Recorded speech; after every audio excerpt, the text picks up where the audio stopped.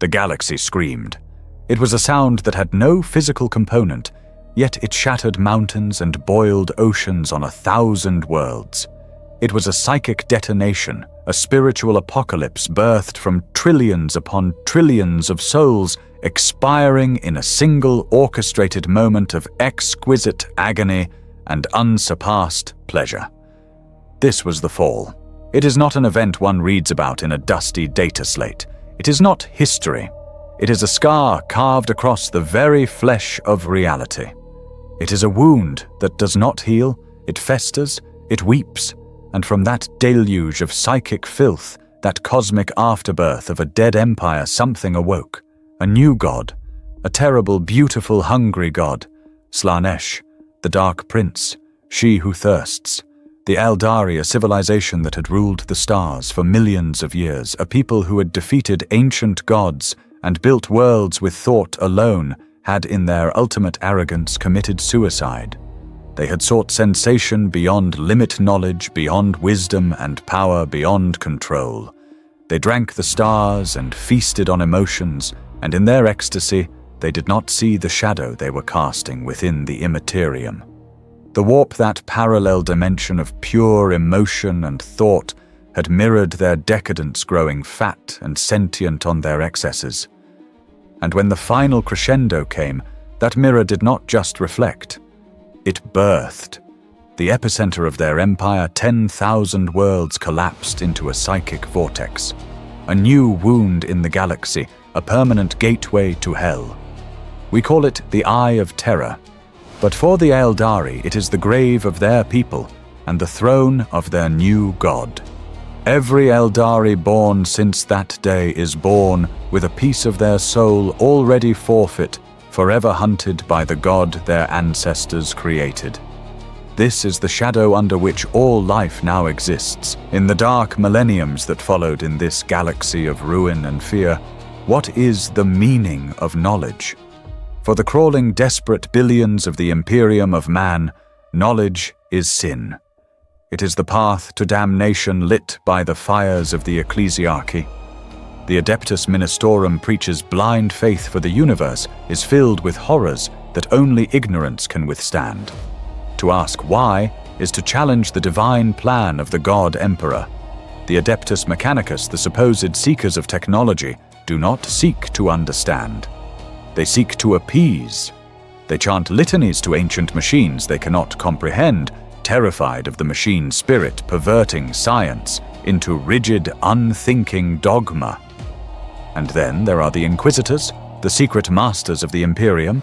They do seek knowledge, but only the knowledge of the enemy, the heretic, the alien. They hunt the forbidden text, the Xenos artifact, the dangerous thought. And when they find it, they do not preserve it. They burn it. They burn the book, they burn the scholar, and they burn the world the scholar lived on, cleansing the taint with fire. For humanity, knowledge is a contagion, and the only cure is oblivion. But for the Eldar, the survivors, knowledge is so much worse. It is not a contagion they fear. It is the murder weapon they built with their own hands. Their fall was not born of ignorance, but of absolute, unchecked understanding. They knew the secrets of the atom, the soul, and the stars. They mastered the psychic arts to a degree that humanity can only dream of. This knowledge brought them an age of unparalleled wonder, and with it an age of unparalleled boredom and hubris. They believed themselves gods, and so they sought to experience the universe with the intensity of gods. This desire, this knowledge of how to push sensation past every boundary, is what fed the growing storm in the warp.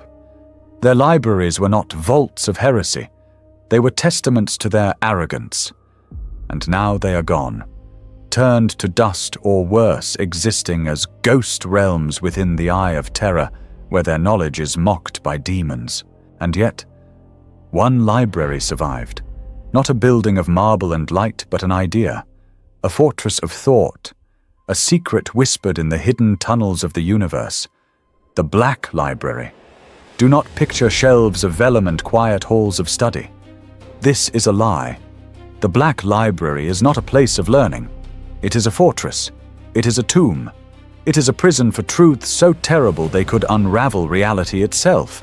It does not exist in the physical realm.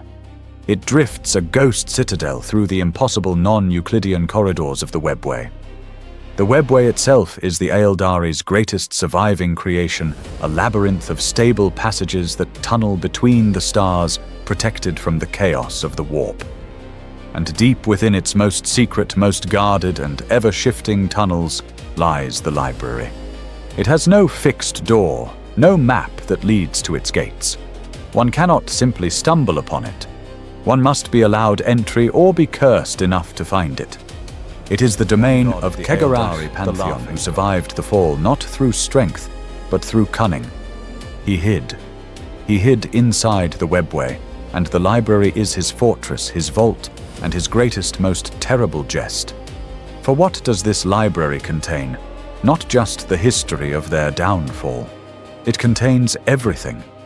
The unfiltered truth of the war in heaven, the true story of the Emperor of mankind's ascent, secrets of the Necrons that predate life itself. But it holds more than ink on paper. It holds souls, the spirit stones of countless dead Eldari heroes, farseers and scholars saved from the thirst of Slaanesh, but imprisoned forever in its silent halls, their knowledge absorbed into the very atmosphere. And it holds the final blasphemous secret, the desperate apocalyptic gamble, the collected prophecies, the ritualistic lore, the psychic equation that could lead to the birth of a new god. Inead, the god of the dead. A god born of all the murdered Eldari souls, a god whose sole purpose is to be the one thing in existence that can confront Slaanesh and perhaps destroy her. The Black Library is not a museum. It is an incubator. It is a weapon. This then is the enigma. This is the secret it protects. This is the truth that its guardians, the Harlequins, die for. These warrior artists, disciples of the laughing god, move between the stars, their acrobatic grace, a prelude to sudden, shocking violence. They defend the library's shifting walls from all comers. From the chaos sorcerer Ahriman, who believes the library holds the key to undoing his own terrible curse. From the serpentine archons of Komarag, their dark kin who see the library as the ultimate source of power and forbidden lore. From the agents of the Imperium who would see it destroyed as the ultimate Xenos blasphemy. And even from other Eldari farseers who believe the price of Inead is too high, that the ritual will only birth another monster. Why do they guard it so fiercely? Why does this dying, fragmented race clinging to its handful of mobile craft worlds pour its most elite warriors into protecting a place that holds the very memory of their damnation? Is it the ultimate act of penance, or is it the ultimate act of hope, the belief that in this one fortress tomb lies the single desperate one in a trillion chance for revenge, for salvation? The central questions echo louder than any scream.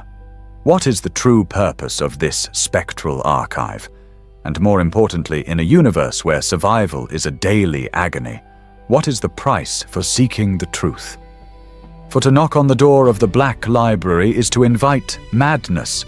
To read from its pages is to risk one's soul, and to learn its final secret. That may be a cost no living being can afford to pay. One does not simply find the Black Library. It is not a location one can mark on a star chart or pinpoint with an auger. It exists within the webway, that tangled skein of psychic corridors built by the Eldari in their prime, a dimension that exists between reality and the hellspace of the warp. But the webway is vast, a labyrinth spanning the entire galaxy, and much of it is now broken, abandoned, or corrupted. The library does not reside in the main arteries, the well-trodden paths used by the craft worlds, or the poisoned highways claimed by the Drukhari. It hides in the forgotten capillaries, the dead-end tunnels, the paths that are rumored to lead only to madness or oblivion. It has no fixed address. The library is a phantom, a ghost citadel that constantly reweaves its own section of the webway around itself. It is a knot that tightens a path, that erases itself a door that is only visible from the corner of the eye. To find it, one cannot use navigation. One must use prophecy. One must follow the threads of fate guided by the convoluted runes of an Eldar farseer, or possess a key of impossible power like the cursed Atlas Infernal. Or most terrifyingly, one must be invited. An invitation from its master, the Laughing God, is a sentence of its own, a signal that you are now a player in his terrible divine comedy. Should one be so cursed as to find the threshold, the physical structure of the library defies all mortal logic. This is not a building of stone and steel. It is forged from solidified thought, from psychoreactive wraithbone that sings with a low, mournful intelligence. Its architecture is a living, breathing impossibility. The laws of physics are not merely bent here, they are shattered and discarded as vulgar suggestions. Vast staircases spiral into fractal patterns, leading to landings that exist simultaneously above and below their origin. Corridors lined with crystalline shelves stretch into seeming infinities, only to collapse upon themselves into a single claustrophobic chamber. Doors open onto vistas that are not other rooms, but memories, a glimpse of the fall itself frozen in time, the silent surface of a world yet to be born, a void of pure, soul-crushing blackness. The entire fortress is a living labyrinth, a psychic defense mechanism. It reads the minds of intruders and changes its layout to reflect their fears, their hubris, or their hidden desires, leading them in circles until their minds break. And the air itself, the air is not air. It is a psychic resonant chamber thrumming with the whispers of a quadrillion dead thoughts, prophecies, and histories. A human mind so crude and porous would be flayed open in moments, saturated with a tide of alien knowledge it cannot process. The precise calculus of a dying star, the true name of a long-forgotten demon, the agonizing final memory of a farseer consumed by Slanesh, all pour into the intruder's consciousness at once. Madness is not a risk of entry. It is the toll. This sensory and psychic assault is merely the passive defense. The active guardians are far worse. The library is a sentient trap, and it employs defenses from an age before humanity learned to walk upright. The very glyphs carved into the archways are not decoration. They are psychic tripwires. A non-Eldari mind glancing at one might not simply be warned, but unmade its memories, erased its personality, inverted, or its soul ignited like dry tinder. The crystalline floors are not just pathways, they are mirrors to an intruder's deepest fears, giving them form and substance, creating phantoms that attack with the weight of real trauma.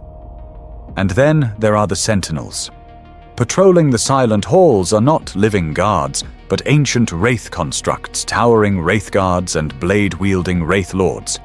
But these are not the spirits of noble warriors recently fallen as found on the craft worlds. These are primordial constructs animated by the collective enraged consciousness of long-dead Eldari scholars and librarians, spirits bound to the library in perpetuity. They see intrusion not as an attack, but as a sacrilege. They move with a terrible silent grace, their weapons not just firing energy, but firing beams of pure negation. These defenses are designed not to kill the body that is a secondary concern. They are designed to annihilate the soul, to catch the intruder's essence in psychic snares, scour it from the Imperium, and ensure a complete and total erasure from existence. The Black Library does not just guard its secrets from the living, it guards them from the dead. To understand the Black Library, one must understand its master. For this is not a mere archive, it is a divine domain. It is the heart of Segurak, the Laughing God. When the Eldari Empire tore itself apart, its gods died with it. The Pantheon was butchered. Kaini, the god of war, was shattered into 1,000 screaming shards avatars that are now summoned into battle. Aisha, the goddess of life, was captured by the plague god Nurgle, forced to endure an eternity of his grotesque affections. Asurian the Phoenix King was consumed. But two gods, two concepts proved too elusive for the nascent Slaanesh. The first was Kyla Menshakain, whose nature as a god of bloody-handed murder resonated with the new god of excess. But the other was Xegorak, the great Harlequin, the jester. When Slaanesh came for him, Xegorak did not fight. He did not stand and make a noble, tragic sacrifice. He ran, he hid, he laughed, he slipped through the cracks of reality as the universe was ending. While his brothers and sisters were being devoured, Xegorak the eternal trickster found the one place that not even the nascent, all-consuming hunger of she who thirsts could penetrate the winding, hidden paths of the webway. The Black Library is not merely a place he found, it is a place he became. He wove his essence into its impossible architecture, making it his last, greatest sanctuary. This fortress is his final refuge, the one place in the galaxy where Slaanesh cannot touch him. And from this refuge he plots. The library is not just his shield. It is his dagger pointed at the heart of his greatest audience and eternal foe.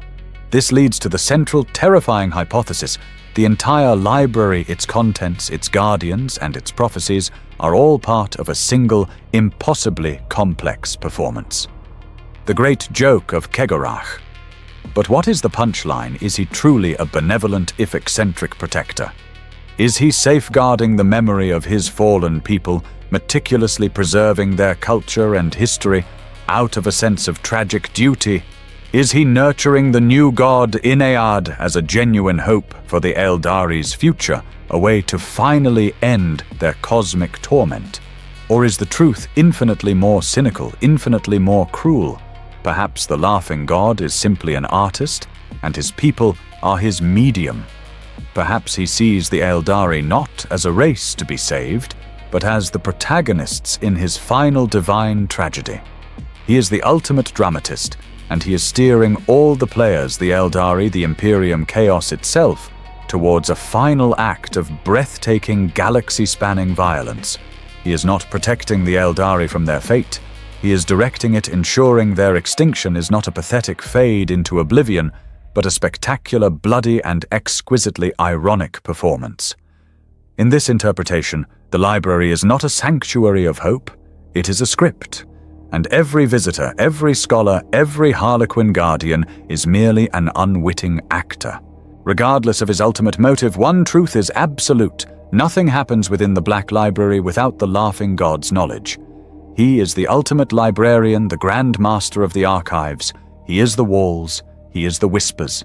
His eye is the glyph that watches you from the spine of a book. His laugh is the echo in the impossible halls. He sees every intruder, tracks every step, and most importantly knows every secret that is read. He allows access not because intruders are successful, but because their presence serves his inscrutable play. He might permit a Farseer to glimpse a prophecy of Rana Dandra, knowing it will drive her to a human inquisitor to read a single maddening paragraph on the true nature of the Emperor, simply to enjoy the resulting explosion of paranoid, self-destructive faith. He is the curator, but he is also the jailer. The knowledge within is imprisoned, and so are its guardians. The Harlequins who serve him are bound by their divine pact, and the souls of the dead scholars stored within are his permanent collection. The library is his stage, his fortress, his prison, and his joke. And for all who enter, the greatest terror is not that they will fail to find what they seek, but that they will find it only to realize they are and always have been nothing more than the punchline. The library is a fortress, and a fortress requires a garrison. But the guardians of this impossible place are not soldiers. They are artists. They are the Harlequins, the chosen servants of the Laughing God, and they are perhaps the most dangerous and enigmatic of all the Eldari factions. They belong to no craft-world swear fealty, to no Archon in Comarag, and live no peaceful life on an Exodite world. Their only home is the Webway. Their only master is Xegorak, and their only purpose is the great performance. To them, the defense of the Black Library is not a military duty. It is a sacred act of worship, the most holy of rituals. They are warrior disciples, their faith proven not through prayer, but through the perfection of their craft. And their craft is death. Every Harlequin troop is a traveling company of players, their lives dedicated to reenacting the myriad myths and histories of their fallen empire, most notably the tragedy of the Fall itself. But these are not simple plays. They are psychic performances imbued with the very essence of their god. And when they fight, that performance continues. They do not see an intruder as an enemy to be hated. They see them as an unwelcome interruption, a dissonant note in their perfect symphony. A player who has missed their cue and must be violently removed from the stage. To witness a Harlequin troop in battle is to witness an art form no mortal mind can comprehend. It is a dance of death, a ballet of butchery. They move with a speed and agility that seems to defy gravity itself, their brightly colored diamond-patterned armor, a flickering hypnotic blur. They leap and pirouette through gunfire, their hollow suits shattering their image into a cascade of illusory light, making them impossible to target. One moment they are a shower of confetti and light, the next they are upon their foe. Their weapons are as elegant as they are cruel. The Harlequin's kiss, a simple needle-thin tube, is thrust into the victim's body. It does not deliver poison. It unspools a monomolecular wire that in a microsecond liquefies the victim's internal organs from the inside out, leaving nothing but a hollow shell that collapses, blood pouring from every orifice. Others wield neurodisruptors that turn a mind's own psychic energy against it, or power blades that sing as they shear through ceramite and bone. All the while the Harlequins remain silent, their faces forever hidden behind featureless grinning masks that project the rictus of their laughing god. They kill without malice, without anger, without sound. It is a terrible, beautiful, and utterly inhuman spectacle, a tragic duty performed with perfect artistic precision. Within their ranks are specialists of terrifying ability roles, perfected over millennia of performance and war. The Shadowseers are the directors of this bloody play. They are powerful psychers, but their art is not the crude bolt of energy or wall of fire. They are masters of illusion and terror. A Shadowseer does not kill you, he makes you kill yourself. He reaches into an intruder's mind and plucks at the strings of fear, turning a squad of hardened soldiers against each other in a paranoid frenzy, or convincing a powerful psyker that his own allies are demons, or simply projecting an illusion so terrifying that the intruder's heart stops from sheer unadulterated horror. And then there are the solitaires. These are figures of ultimate dread even among the Eldari. Each solitaire is an individual who has chosen to play the part of Slaanesh in the Harlequin's great play of the Fall. To do so, their soul is forfeit. They are damned, their essence promised to she who thirsts upon their death. In exchange, they are granted a sliver of that dark god's power, making them warriors of unmatched supernatural prowess. They move faster than the eye can see, a whirlwind of blades that can single-handedly slaughter entire companies. They are the apex predators of the library, the guardians of its deepest secrets. They are souls who have sacrificed their own eternity, all for the sake of protecting the library. Their existence is the ultimate grimdark irony. The only way to safeguard the secrets to defeating Slaanesh is to be damned by Slaanesh herself. While the Harlequins are the glittering, lethal guardians of the library's gates, they are not its only inhabitants. Deeper within the impossible archives, in the silent scriptoriums and whispering halls, dwell other quieter figures. These are the true librarians. They are not a single organization, but a collection of exiles, refugees, and zealots Eldari, who have renounced their former lives for a singular monastic purpose to preserve what little remains of their race's knowledge. They come from every walk of Eldari life. There are farseers from besieged craft worlds, weary of seeing only futures of death, who who have come here to study the past. There are Archons and Cabalites from Comora, their ambition and cruelty burned away by a sudden, terrifying moment of clarity, seeking penance in endless scholarship. There are even solitary exodites who have traded their pastoral lives for a tomb of knowledge. These are the living scribes. They have forsaken sun, sky, and kinship. Their lives are a slow, painstaking ritual of transcription, meditation, and preservation. They tend to the crystalline data shelves, meticulously copying the contents of decaying psychic tomes, their minds insulated by wards and prayers taught by the Harlequins. They are ghosts haunting their own race's mausoleum, their only purpose to ensure the ink does not fade, that the psychic echo does not fall silent. But these living scholars are not the true masters of the lore. They are merely the janitors. The real librarians of this place are dead. The Black Library is a psychic repository, and its most precious contents are the souls of the Eldari dead. When a great Farseer, a mighty warlock, or a peerless scholar of the updated Eldari Empire neared their end, their spirit stone was sometimes offered not to the infinity circuit of their home craft world, but to the library. Here their souls are unbound. They are not interred in Wraithbone, they are integrated into the library itself.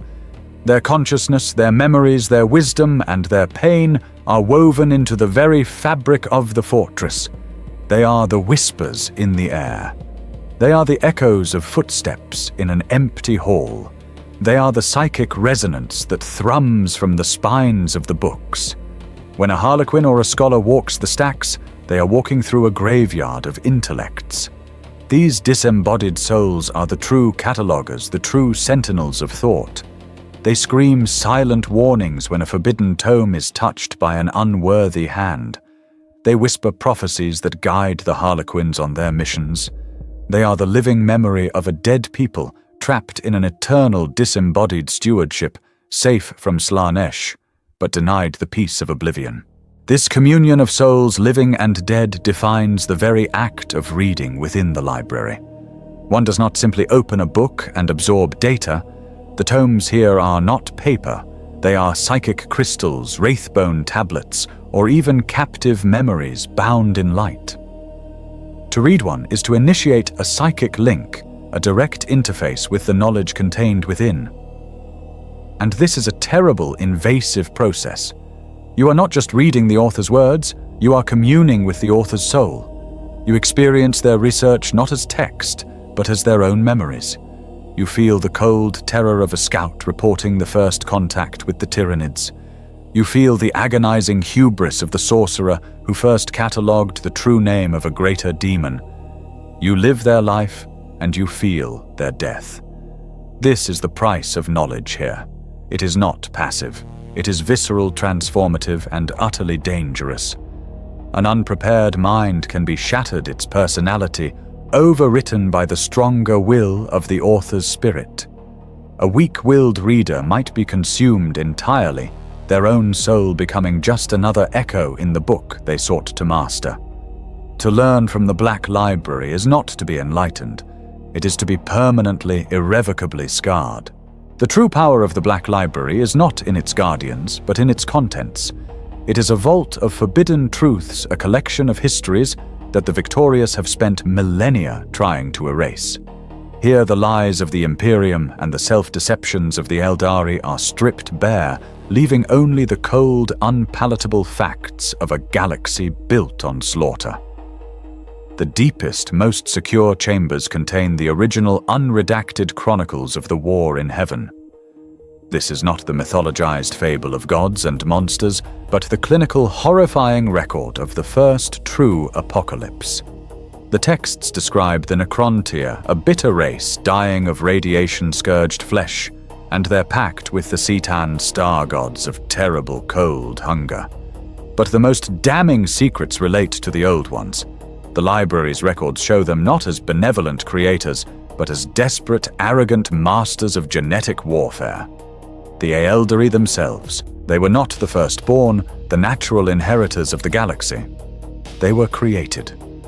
They were weapons, engineered by the Old Ones as psychic soldiers purpose-built to fight a war with psychic power and emotional intensity. Their grace, their artistry, their connection to the warp, all were tools of war. And when the Eldari proved insufficient, the Old Ones created the Krork, the original template of the Orc race, a biological battering ram of perfect engineered aggression. The library holds the original genetic codes, the horrifying truth that two of the galaxy's most dominant races are nothing but leftover armaments from a war that ended 60 million years ago. And the Chaos Gods. The war's psychic trauma, the sheer agony of trillions, slaughtered the desperation and rage. This was the primordial soup that fed the warp, the true genesis of Khorne and Nurgle and Tzeentch, long before the fall of the Eldari gave them their final terrible sibling. But the library's secrets are not all ancient. It contains observations of far more recent and perhaps far more dangerous events. The Eldari watched the rise of humanity. They watched the scattered warring tribes of Terra unite under a new terrifying power. They do not call him the Emperor. They call him the Anathema, the great enemy, a being of singular, terrifying psychic light in the darkness. The library holds the chronicles of their Farseers, who observed him for millennia. They saw him as a child, as a warlord, as a philosopher, and as a conqueror. And they saw his greatest gamble. The library contains an Eldari Farseer's direct, terrified observation of the Emperor's journey into the warp, his pilgrimage to the human world of Molech. The Imperium believes he confronted the Chaos Gods and won. The library's texts tell a different story. They describe a bargain, a transaction. They record that the Anathema did not defeat the gods. He tricked them. He stole from them. He entered their domain, presented himself as a new rival, and in their arrogant dismissal, he stole the very knowledge of their own creation, the science of how to forge a Primarch, a being infused with the essence of the warp itself. His entire Great Crusade was built upon a foundation of stolen chaotic power. The library's scholars analyzed this act with cold precision. They knew his project was doomed from the start. His sons were not just flawed, they were tainted from conception, built with the enemy's fire. The Horus Heresy was not a tragedy. It was an inevitability, a simple logical consequence of a hubristic theft the Eldari had seen happen before, while the Imperium rewrites its history into a glorious narrative of reunification. The Black Library holds the receipts. It is an archive of the vanquished.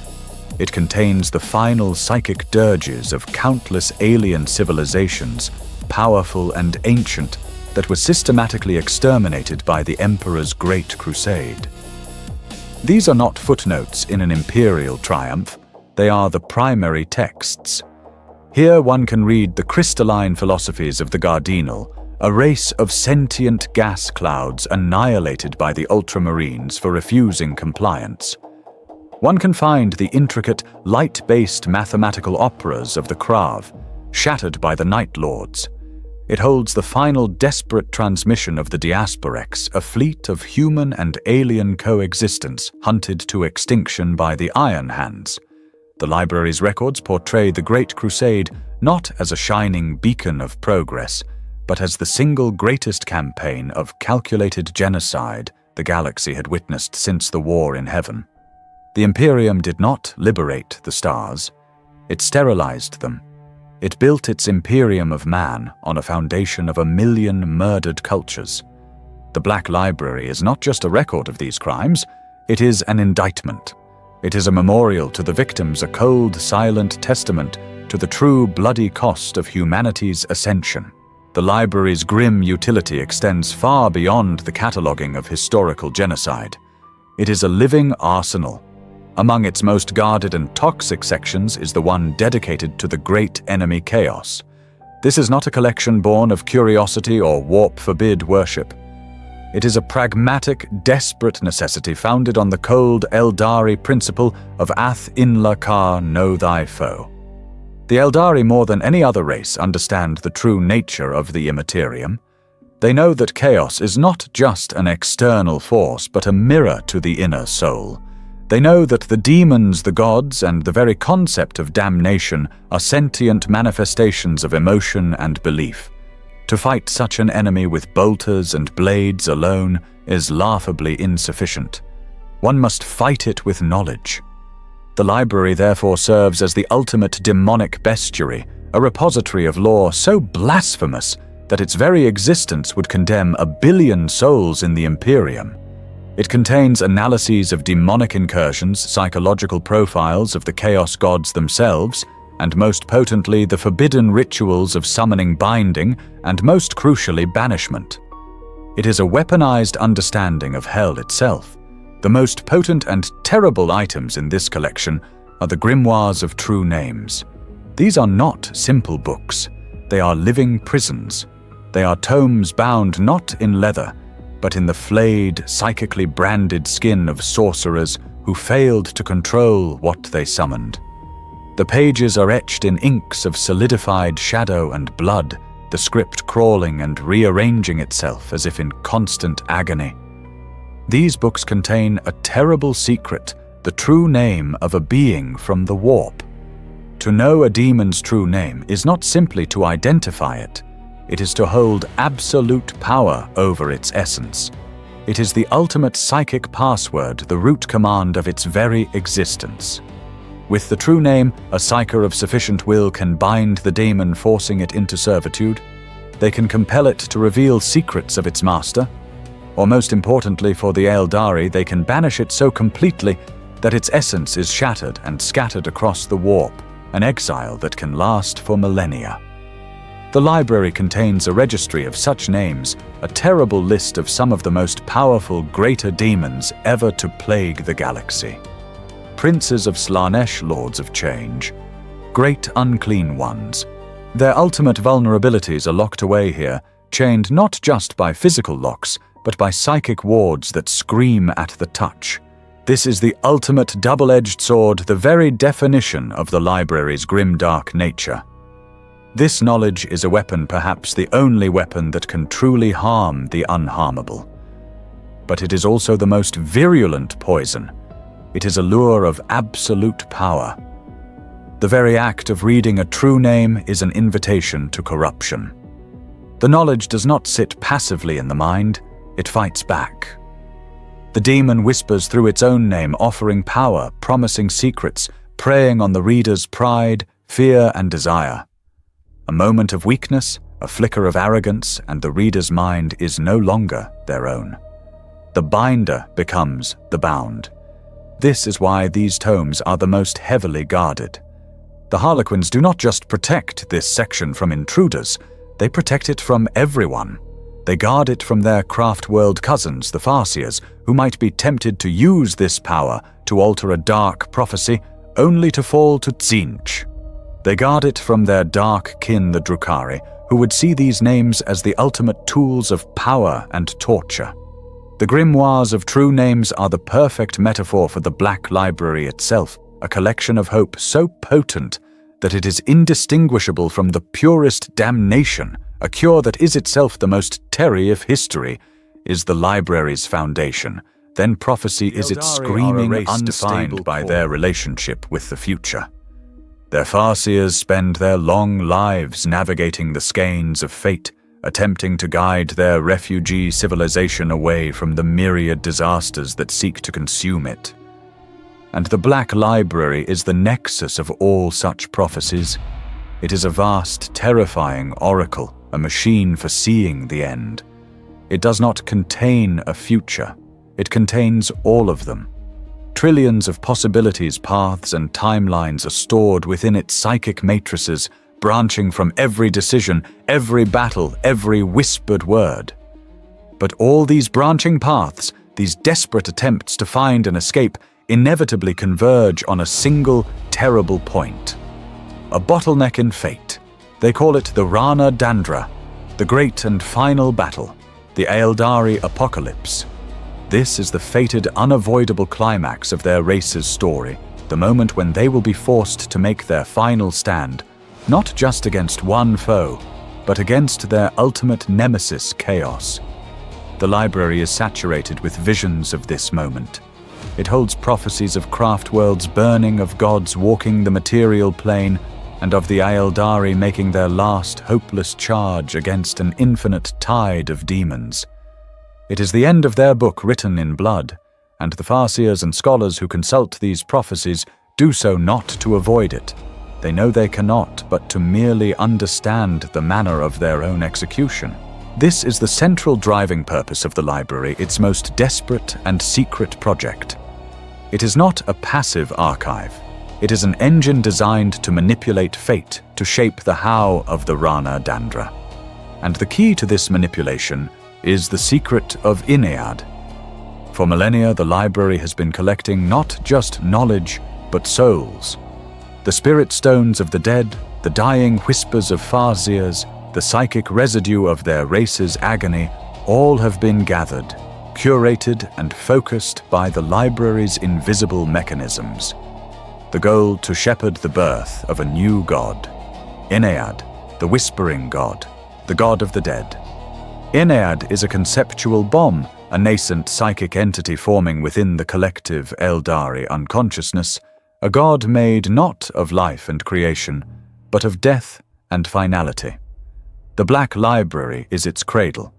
The knowledge within its walls, the rituals, the prophecies, the understanding of divine mechanics is the instruction manual for its birth. The Harlequins have not just been guarding a place, they have been guarding an event.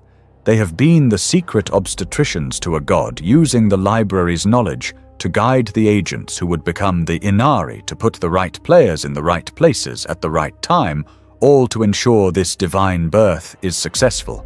But here lies the most agonizing Grimdark question of all, a question that splits the Eldari race itself. Is Inead their savior, or is it their final self-inflicted damnation? The hope is that Inead, once fully awakened, will be the ultimate answer to Slaanesh. As a god of the dead, it is theorized that Inead can consume the Eldari souls that Slaanesh craves, effectively starving she who thirsts. The final battle, the Rana Dandra, would be a divine duel, the god of death versus the god of excess, with the fate of the Eldari soul as the prize. This is the hope that drives the Inari. But the Black Library, in its terrible honesty, holds other prophecies, darker possibilities. What if Inead is not a savior? What if it is just another chaos god, a god born of the Eldari's collective desperation, their grief, and their hatred? A god of the dead is still a god of hunger. What if its salvation is simply a different flavor of consumption, a quiet, cold oblivion instead of an ecstatic, agonizing one? The library holds the prophecies that support this too. It whispers that in their attempt to build a weapon to kill their god monster, the Eldari are simply birthing a new god monster, one that will inherit a galaxy of corpses. The library holds the path to this gamble, but no one, not even the Harlequins, not even Sigarash himself, truly knows the answer. And no one dares to read the final page. Not all the items within the library are ancient Eldari tomes. Some are acquisitions trophies of war, or most dangerously bait. Of all the artifacts hunted by the desperate, and the damned few are as infamous as the Atlas Infernal. This is not a book of wisdom. It is a map, and it is a monster. It is bound in a material that is unmistakably human skin, stretched taut over a frame of blackened bone, its cover warm and supple to the touch. The pages are not pages at all, but a shimmering holographic void that seems to absorb the light in the room. And the ink moves. It is a living cartography of the webway, its lines of light and shadow, constantly shifting, redrawing themselves, revealing new paths and closing old ones. It is said to be the masterwork of a human cartographer who, in a fit of supreme arrogance, believed he could map the impossible corridors of the webway. He succeeded, and for his success his Eldari patrons rewarded him by making his masterpiece eternal. They flayed him alive and bound his soul into his own work. The Atlas is not just a map, it is the screaming, conscious remnant of its own creator, his skin the parchment, his soul the ink. The Atlas Infernal's value is quite literally priceless. It is the ultimate key. While the webway is the Eldari's greatest creation, it is now a broken, haunted labyrinth. Entire sections are sealed, corrupted by demonic breaches, or simply lost to time. The Atlas, however, sees it all. It shows the hidden ways, the secret tunnels, the passages that have been forgotten for 10 millennia. It is a living guide that can navigate the most treacherous, forbidden routes. It can find paths to lost craft worlds, to the dark heart of Comera. And most critically, it contains the ever-shifting, impossible coordinates that lead to the one place in the galaxy all seekers of knowledge covet, the Black Library. This is why it is so relentlessly hunted. The Imperium's Inquisitors see it as a potential route to strike at the heart of the Eldari. The Drukhari Archons see it as the key to dominating the webway's trade routes. And most of all, Ahriman of the Thousand Suns, the exiled sorcerer of Tzeentch, sees it as the one and only guide that can lead him to the knowledge he craves. It is a singular physical key to an impossible metaphysical lock. But the Atlas is not a tool. It is a curse. It is a trap. It is an artifact saturated with the laughing malice of Kegorak. The map is alive and it hates. It whispers to its wielder its voice, the dry rustle of flayed skin. It promises them their heart's desire. To Ahriman it whispers of salvation, of the path to the law that will undo his terrible rubric. To an Inquisitor it whispers of the ultimate weapon against the Xenos. It shows them the path they want to see. But it is a predator. It feeds on the ambition and desperation of its owner. It leads them on winding, dangerous paths, demanding a toll of blood, sanity, and souls. It draws its owner deeper and deeper into the webway's most haunted corners, isolating them, testing them, and ultimately betraying them. The Atlas does not serve its master. It ensnares them. It is a piece of bait left dangling in the galaxy by the laughing god, a beautiful cursed object designed to attract the most powerful, arrogant, and desperate players, leading them not to their prize, but to a stage of Segorak's own choosing. It is the ultimate terrible joke, a map that does not lead to a destination, but to the map maker himself. The darkest secret of the Black Library is not found in any book. It is not an artifact, nor is it a prophecy. The darkest secret is the collection itself. For the library does not just contain the knowledge of the Eldari, it contains the Eldari. When an Eldari dies, their soul is released into the warp, where it is instantly agonizingly devoured by Slaanesh, the god their ancestors created. The only protection is the Spirit Stone, a psychic crystal that catches the soul at the moment of death. On a craft world, these stones are brought to the Infinity Circuit, a vast wraithbone matrix, where the souls of the dead can merge into a collective, peaceful consciousness, safe from she who thirsts. But what happens when a craft world is destroyed? When a planet of Exodites is consumed? When an entire strike force is annihilated far from home? The Harlequins in their travels are not just performers and warriors. They are rescuers. Or perhaps salvagers. They move through the smoking ruins of Eldari defeats their mission, not to save the living, but to recover the dead. They gather the Spirit Stones from the battlefield, prizing them above all else, and transport them back through the webway to the one place of absolute safety, the Black Library. Deep within the library are halls that are not halls, chambers vast beyond comprehension, silent and cold. They are not lined with books. They are lined with souls, millions upon millions of spirit stones set into crystalline alcoves that stretch from floor to an unseen ceiling. Each tiny gem holds the entirety of a life, a farseer, a warrior, a poet, a child. Entire generations, entire civilizations rescued from the battlefield are interred here. Here they are truly, perfectly safe. The psychic wards of the library, powered by the will of Kegorash himself, form an impenetrable shield. Slaanesh cannot reach them. Their eternity of torment is averted. But this is not the Infinity Circuit. There is no collective consciousness. There is no merging into a greater peaceful whole. There is only storage.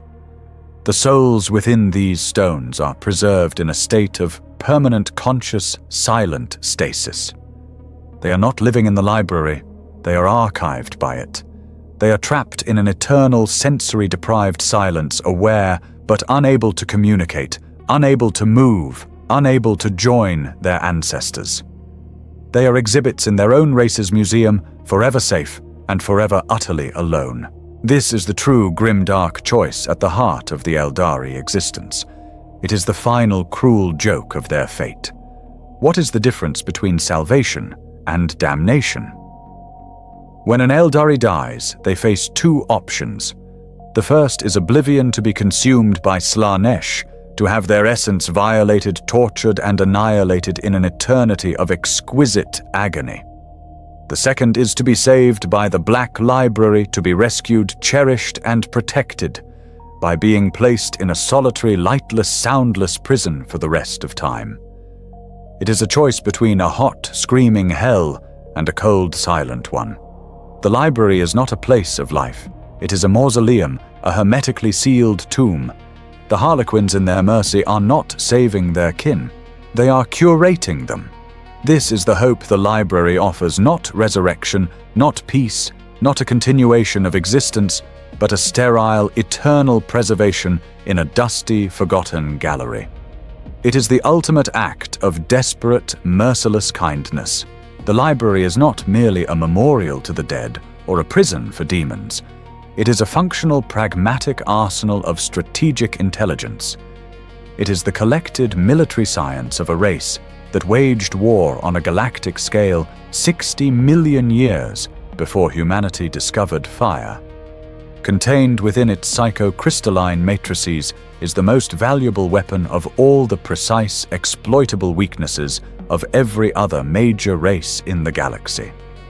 The Eldari were created to fight the Necrontyr, and their knowledge of their ancient enemy is absolute.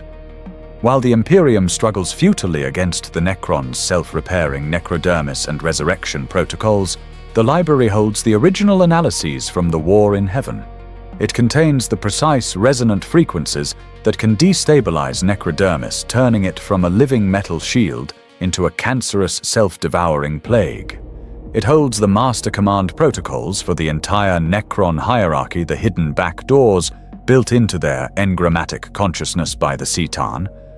An Eldari Farseer with this knowledge could, in theory, issue a single coded psychic pulse that could force an entire tomb world to shut down, or more insidiously turn a dynasty's legions against their own overlord. This information is beyond price. It is the off switch for an entire species, and the library guards it with jealous, pragmatic silence, deploying it only when it serves Segarak's greater purpose. This terrifying archive extends to foes far younger. The Imperium believes its first contact with the Tyrannid hive fleets was at Tiran. The Black Library laughs at this chronological arrogance.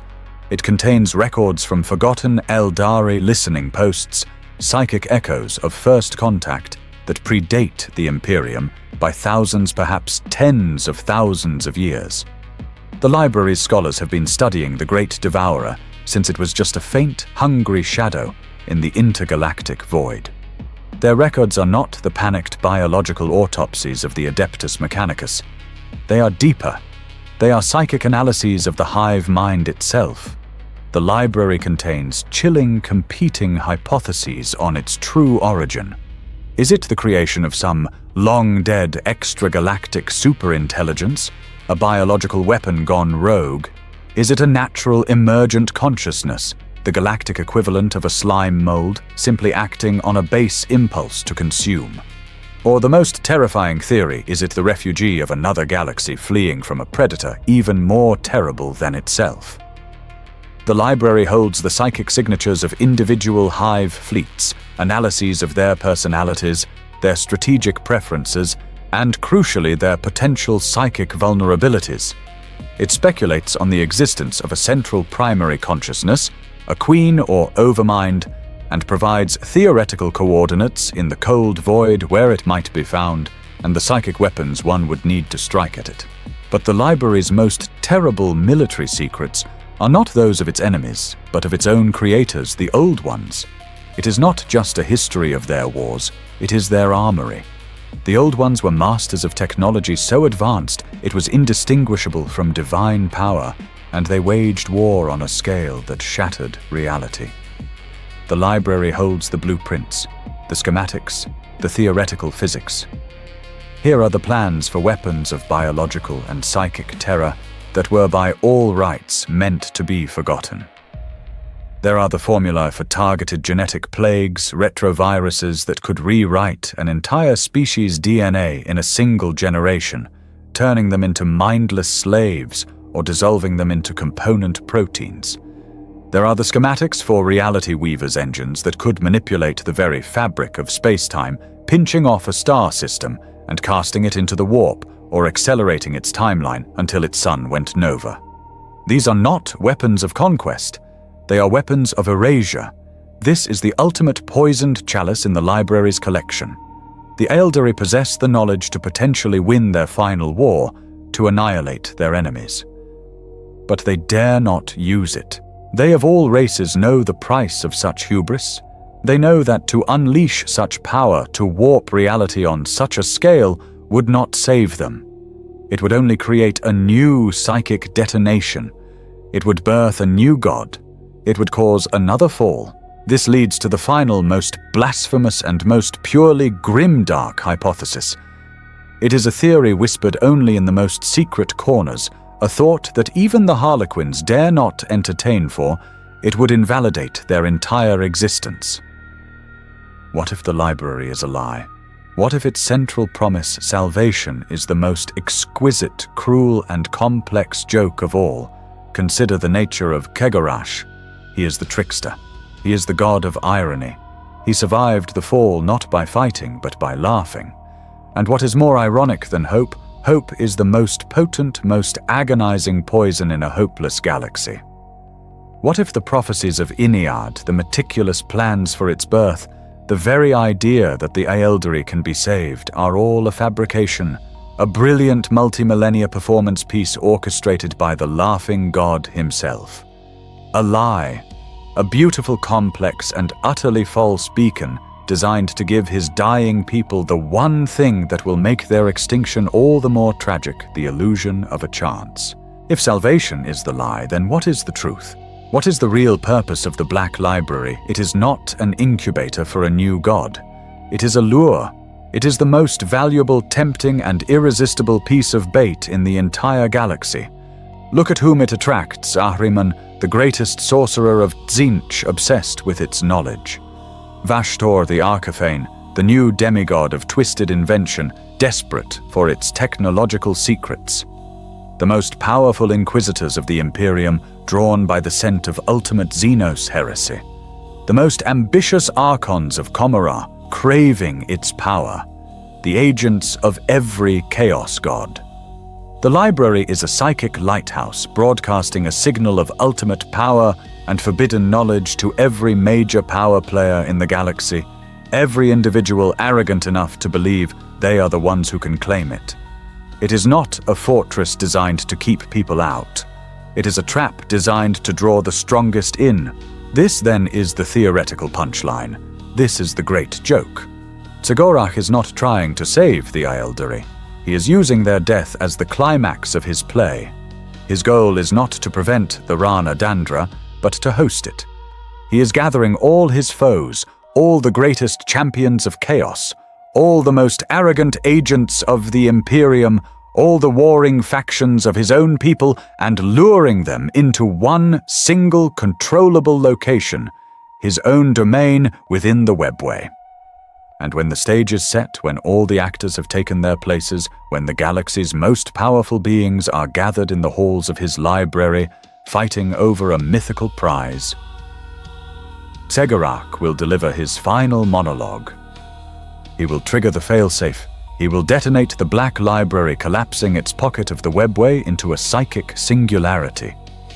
It will be an implosion that consumes not just the library and its contents, but everyone and everything inside it. Ahriman, Vashtor, the Inari, the Inquisitors, all of it, all of them. Gone. It will be the ultimate murder-suicide. The Eldari race will be extinct. Their greatest enemies will be annihilated. And as the curtain falls on a burning galaxy, the last sound echoing in the void will be the faint, triumphant, and utterly lonely laughter of the god who sacrificed his entire race, his greatest secrets and himself, just to have the last word. The defenses of the Black Library are perfect, but perfection to Segarak is boring. From time to time, an intruder through sheer power luck, or more likely divine allowance, will bypass the psychic snares and the wraith constructs. They will penetrate the outer layers, their hearts pounding with the thrill of sacrilege, believing they are on the verge of claiming the ultimate prize. These few are the true failures. For death in the halls of the library is a mercy. The ones who are caught suffer a fate far worse. The Harlequins do not always kill. They curate. In the deepest, most lightless subvaults far from the precious archives are the cells. Here the arrogant are taught humility. There are inquisitors of the Ordo Malleus, their minds once bastions of iron faith now shattered into 1,000 screaming pieces by the sheer unfiltered truth they witnessed. They sit in bare white rooms, rocking back and forth, muttering the true names of demons they can no longer banish. There are Drukhari Archons, their bodies once perfected by homunculi, now bound in chains of psychic light, their eternal hunger for sensation force, fed with the agonizing looped memory of their own capture. There are even Eldari Farseer's dissidents who came to destroy the prophecies of Inead, now held in stasis, their prescient eyes forced open, staring into a void that shows them only the failure of their own intentions forever. They are the permanent living trophies of the library's victory, but even this is not the most terrible fate. That is reserved for the truly arrogant, the truly powerful, the scholars who came not to steal or destroy, but to possess the knowledge for themselves. For these intruders, the library has a special, deeply ironic punishment. When they are cornered, their minds laid bare by the Shadowseers, their souls are not destroyed. They are extracted. With agonizing psychic precision, the intruder's consciousness, their memories, their personality, their knowledge, their soul is flayed from their physical body. The body is discarded, a worthless husk, but the soul is captured. It is then taken to a scriptorium, and in a final act of horrifying preservation, it is bound. It is woven into the very fabric of the book it sought. A sorcerer who came seeking a grimoire of demonic names becomes that grimoire, his soul trapped within the pages, his screams of knowledge adding to the chorus of the damned. An inquisitor who sought the truth of the emperor's bargain at Molech becomes the appendix to that text, his own experiences of horror and disillusionment added to the record for the next reader to endure.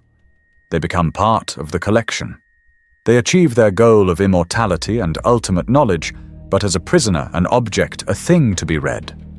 Their eternal torment serves as a psychic warning, a footnote of agony, for any who would dare follow in their footsteps. There is a third fate, one that perhaps perfectly captures the laughing god's cruel sense of humor. Some intruders, those with particularly useful skills but weak wills, are not imprisoned or bound. They are rewritten. The Shadowseers, masters of illusion and mental domination, perform a psychic lobotomy. They enter the intruder's mind and carefully artistically erase everything. They pluck out memories, sever loyalties, and extinguish the very spark of self.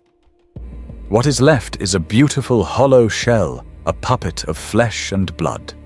These former warriors, psychers, and explorers are then repurposed. Their memories are replaced with a single overriding imperative: protect the library. They are given new, featureless masks identical to those of the Harlequins and set to patrol the very corridors they once tried to plunder. They become mindless sentinels, joining the wraith constructs in their eternal vigil. The ultimate joke, the poacher is transformed into the gamekeeper, their skills now serving their enemy, their mind gone forever, a walking, breathing testament to the price of curiosity. They are the ultimate failures, the living dead who guard the dead, their own souls erased from the Book of Life entirely. Among all the would-be plunderers of the Black Library, one name is whispered with a unique mixture of dread and weary familiarity: Ahriman. He is the arch-sorcerer of the Thousand Suns, an exile among exiles, a being driven not by the simple greed of an archon or the blind faith of an inquisitor, but by a chilling intellectual obsession. Ahriman's quest is not for power, though he wields it in measures that can shatter worlds. It is for atonement. He is the architect of the greatest curse ever to befall a Space Marine Legion. In a desperate attempt to save his brothers from the flesh change, the rampant, uncontrolled mutation that was destroying them, Ahriman cast a spell of unimaginable power, the Rubric of Ahriman. The spell worked.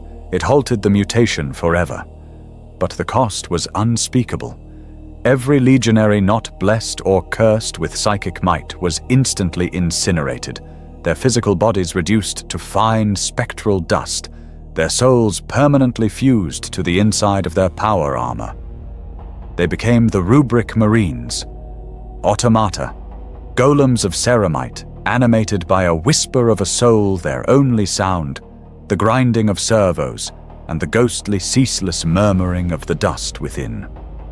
Ahriman, in his arrogance, saved his legion by destroying it. His entire existence is now a frantic, galaxy-spanning quest to undo his failure. He is haunted literally by the whispers of his 10,000 dead brothers, a constant psychic chorus of his damnation. He believes with the fervent certainty of a zealot that the Black Library, the one place that holds all knowledge, including the secrets of the soul, the warp and creation itself, must contain the arcane lore, the true understanding needed to reverse the rubric and restore his brothers. He does not seek a secret.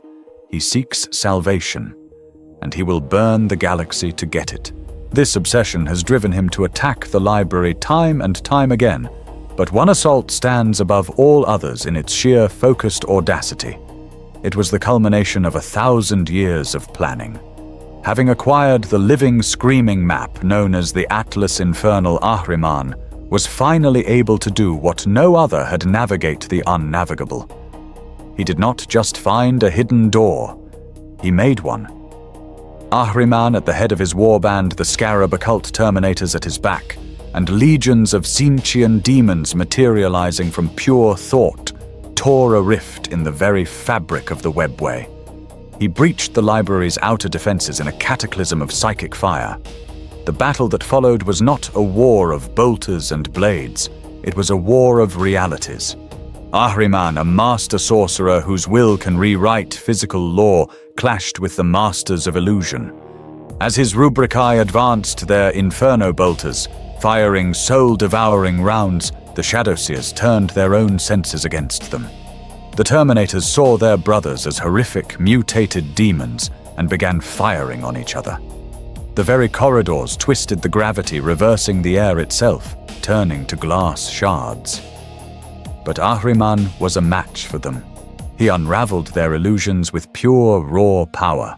He burned away their phantom corridors, he shattered their psychic mirrors, and he banished their wraith constructs with true names plucked from his own dark lore. He fought his way through troops of harlequins, his precognitive abilities anticipating their impossible speed, his sorcery turning their graceful leaps into agonizing, bone-snapping falls. He came so close. He breached the final seals, standing at the threshold of the inner sanctum, the very air thrumming with the knowledge he craved. He saw the infinite shelves, and he knew the answer was there. He was repelled. At the very last second, a unified consciousness of Harlequin's Farseers and the library's own spectral guardians focused their collective will, creating a psychic vortex that not even the arch-sorcerer could withstand. He was blasted back, his forces scattered, the portal collapsing. He was forced to retreat, the whispers of his brothers turning from murmurs to howls of accusation. He had failed. But did he? This is the domain of Segorash, Nothing happens here by chance. Ahriman is the chosen champion of Tzeentch, the god of fate, lies, and manipulation.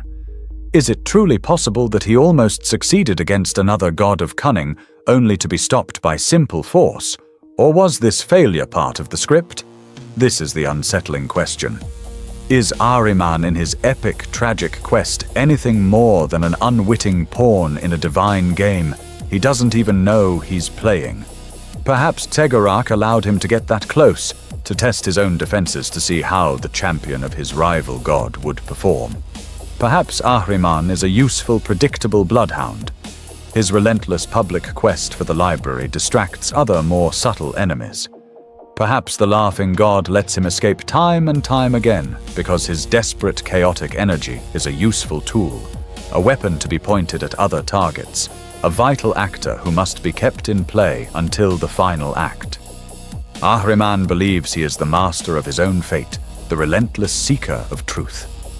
The grim, dark reality may be that he is simply a puppet on a string, his thirst for salvation, the very chain that binds him forever, dancing to the tune of a laughing, invisible god. For millennia, the Black Library was a passive entity, a vault dedicated to preservation, its actions subtle and indirect. But that age has ended. The galaxy is broken. The cicatrix maledictum, the great rift, has torn reality in half, a bleeding wound that vomits demons across 1,000,000 worlds. The slow, patient game of Tegarak is no longer viable. The Rana Dandra, the final battle, is no longer a distant prophecy. It is here. And so the library has been forced to change its nature. It has shifted from a fortress of memory to a proactive, desperate weapon. This new, terrifying chapter began with the gathering storm. The library did not just predict the birth of Inead, it forced it. Its Harlequin agents were dispatched with a new, urgent purpose, not just to guard, but to intervene. They became the secret hand guiding Ivrain, the future emissary of the Whispering God. They protected her, led her through the most secret paths of the webway, and brought her to the very places of power, the very rituals needed to awaken the nascent god. They guided the Vizark, her silent champion. The Black Library actively and with great risk interfered in the fundamental fabric of fate. It chose its champions, and in doing so declared itself a belligerent in the final war. This new active role has come at a terrible cost. By sponsoring Inead, the library has stepped from the shadows and painted a target on its own impossible walls. It is no longer a myth, it is a known threat and a coveted prize, and it has attracted a new breed of predator. Ahriman was an obsessive, a scholar. The new threat is Vashtor the Archiphane. This new, terrible entity, a chaos demigod of forgecraft, male invention, and dark data, is not driven by a quest for spiritual salvation. He is a builder, a being of cold, demonic logic. Vashtor sees the galaxy as a machine to be disassembled, and the webway as its primary operating system. His grand, blasphemous project, the Arcs of Omen, required a specific tool, a key to a locked, dark corner of reality. He deduced that the one place in the universe that held the master schematics of the webway, the uncorrupted maps, the true key was the Black Library. His assault was unlike any before. It was not a psychic duel, but a data war. He unleashed his legions of cybernetic demons and corrupted war machines, which did not try to understand the library's defenses, but to hack them, to break its psychic wards with scrap code, to tear open its impossible geometry with raw industrial force. He nearly succeeded. The library was breached. The Harlequins fought a desperate battle not against sorcery, but against sentient, malignant technology. They repelled him, but the library was scarred, its systems violated, proving it was no longer inviolable. The assault by Vashtor, combined with the catastrophic tearing of the Great Rift, has forced the library into its most desperate and ironic role, that of an ally. The solitary, neutral, isolationist fortress can no longer stand alone. The tide of chaos is too high, the victory of the great enemy too close. Tegarak, in his infinite cynical wisdom, has chosen a new strategy. The library is now an active player. It selectively and with extreme prejudice shares its knowledge. This is not an act of generosity, it is an act of triage. A Harlequin troop will appear as if from nowhere deliver a single cryptic data slate to an Imperial Lord Commander containing the precise location of a gathering chaos fleet, and then vanish. A Farseer on a besieged craft world will receive an anonymous psychic vision detailing a Necron tomb's hidden vulnerability. The library is now a grand spy master dispensing just enough truth to its allies to point them like loaded guns at its own enemies. It has even in the most dire circumstances offered tacit indirect aid to the Imperium. Not because it values humanity, it sees them as ignorant, violent apes, but because the anathema, the psychic beacon of their corpse emperor, is a bulwark against chaos. And so, the great secret hoarding library now leaks secrets playing all sides against the middle, its only goal to delay the final inevitable victory of the darkness, buying its own desperate gambles just a little more time. The future of the Black Library, once an abstract eternal concept, is now a question of immediate, desperate survival. And the greatest threat is not from without, but from within. The rise of Inead the god the library itself helped to birth has created the one thing Segorak's domain has never known: schism. For the first time in 10,000 years, the Harlequins are divided. They, the singular unified servants of the laughing god, are now forced to choose. Some, the new zealots of the whispering god, see Ivrain as the fulfillment of all prophecy. They believe the library's only purpose is to serve as the arsenal for Inead, and that its secrets must be freely given to the Inari to fuel the final war. Others, the old guard, the traditionalists, see this as the ultimate heresy. Their faith is to Segorak and Segorak alone. They see Inead as a terrible, unpredictable gamble, perhaps even a rival to their master, or simply a new, tragic character in the final act of the great joke. It is a silent civil war, a conflict of faith fought in shared glances and coded whispers. The Guardians are now watching each other. This internal rot, this fracture of purpose, threatens the very foundation of the library's security at the moment of its greatest need. And that need is absolute. The Cicatrix Maledictum, the Great Rift, has not left the webway unscathed. The galaxy's wound bleeds into all dimensions. The hidden paths of the webway are no longer just haunted, they are breaching. Corridors that were once safe are now flooded with demonic energies. Tunnels collapse into pure, screaming chaos. The ocean of the warp is rising, and its waves are battering the library's impossible walls. The fortress is no longer a hidden archive in a stable parallel dimension. It is a lone lighthouse on a storm-racked island, the sea of madness pounding it from all sides. It is one of the very last points of stability, one of the few remaining islands of order, a cruel, cold, and merciless order, but order nonetheless in a galaxy drowning in an infinite roaring tempest. The library's future is no longer a matter of if it will fall, but when, and whether its own fractured warring guardians will be the ones to finally, fatally open the door. And so we must conclude. In the final cold analysis, we must strip away the human impulse to find light in the darkness. We must reject the comforting lie of hope. The Black Library is not a beacon. It is not a sanctuary of wisdom, nor is it the arsenal of a coming just victory. It is a tombstone. It is the largest, most complex, and most heartbreakingly beautiful mausoleum ever constructed. It is the final obsessive act of a race that attained godhood and, in its arrogance, murdered itself. The Eldari who once built stars and navigated the streams of time are now reduced to this, a race of obsessive, grieving curators, desperately cataloguing their own autopsy. The library is not a testament to their enduring wisdom. It is a monument to their ultimate catastrophic failure. It is the black box recorder of a civilization that flew too close to the sun of its own desire and was utterly irrevocably incinerated. Its existence is not an act of defiance. It is an act of pure, unadulterated terror, the paralyzing existential terror of a people who have seen their own end and are now simply meticulously recording every detail of their long, agonizing fall into oblivion. They are not fighting for a future. They are desperately, futilely trying to chain themselves to a past that is already dead. The knowledge contained within, it is not power. It is not liberation. It is a burden. It is the most concentrated, toxic form of psychic poison in the galaxy. The truths of the Black Library do not enlighten.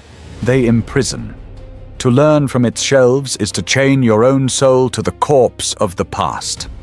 What is the truth of the war in heaven? It is the knowledge that you, your entire race, were nothing but a tool, a biological weapon engineered by arrogant, forgotten masters, cast aside and left to rust in a galaxy that hates you. What is the truth of your own golden age?